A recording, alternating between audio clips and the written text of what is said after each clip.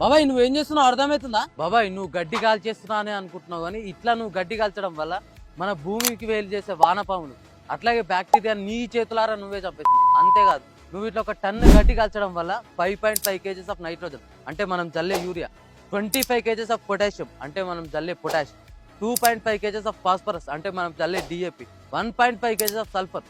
అంతేకాదు బాబాయ్ ఫ్యాక్టరీల కన్నా ఎక్కువ పొల్యూషన్ మనమే చేస్తున్నాం, అది మనకు తెలుస్తలేదు.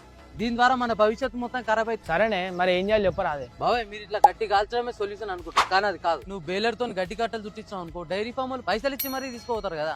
అట్లా నీతో కాలే మల్చర్ వేపించి ప్లవ్ వేపి, అట్లా నీతో కాలే మల్చర్ వేపించి రోటోవేటర్ వేపి.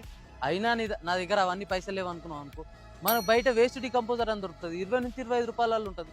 నువ్వు తెచ్చి వాటర్లో కలిపి కొట్టుకున్నావు అనుకో, 20 నుంచి 25 రోజులలో డికంపోజ్ అయ్యి ఎరువు అవుతుంది. మనం మళ్ళీ ఎరువులు కొనాల్సిన అవసరం లేదు కదా.